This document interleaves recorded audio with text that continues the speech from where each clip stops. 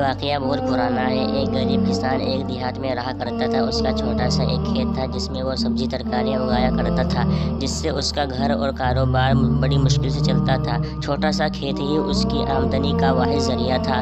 کسان کو ہمیشہ ہی روپیوں کی کمی کا سامنا کرنا پڑتا تھا۔ اس کی طبیعت اور خصلت حسدانہ تھی، جس سے اس کے پڑوسی، دوست احباب اور رشتہ داروں سے اس کے تعلقات خراب ہوا کرتے تھے۔ دن بعد دن وہ برا ہوتا جا رہا تھا، جس کی وجہ سے کھیت میں کام کرنے میں دشواری پیش آ رہی تھی۔ اس کے پاس کھیت جوتنے کے لیے بیل بھی نہیں تھا، نہ ہی اس کے کھیت کے آس پاس کسی کی باولی یا کنواں بھی نہیں تھا جس میں سے پانی لے کر اپنی فصل کو دے سکے۔ اس کا پانی کا واحد ذریعہ بارش پر منحصر تھا۔ ایک دفعہ شام کو وہ تھکا ہارا اپنے گھر کی طرف جا رہا تھا۔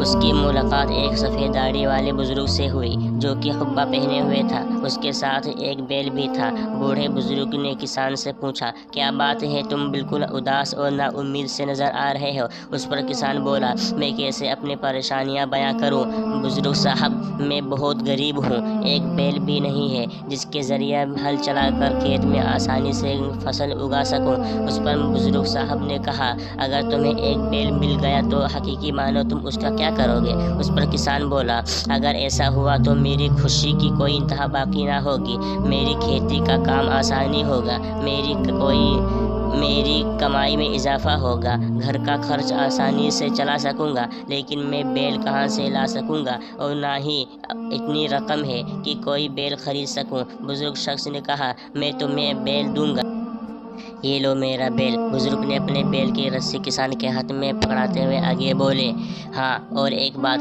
جب تم گھر پہنچ جاؤ گے تو اپنے پڑوسی کو میرے پاس بھیج دینا۔ کسان خوش ہوتے ہوئے کہا، میں بہت خوش ہوں صاحب جی کہ آپ نے اپنا بیل مجھے دیا، لیکن آپ میرے پڑوسی سے کیوں ملنا چاہتے ہیں؟ بزرگ نے جواب دیا، تو اپنے پڑوسی سے کہو کہ وہ میرے پاس سے 2 بیل لے جائے۔ اتنا سنتے ہی کسان کو غصہ آ گیا۔ غصے میں لال ہو کر خشک لہجے میں بزرگ سے کہا، تم نہیں جانتے میرے پڑوسی کے پاس سب کچھ ہے کہ اگر تم انہیں 2 بیل دینا چاہتے ہو تو مجھے تم سے 1 بیل بھی نہیں چاہیے۔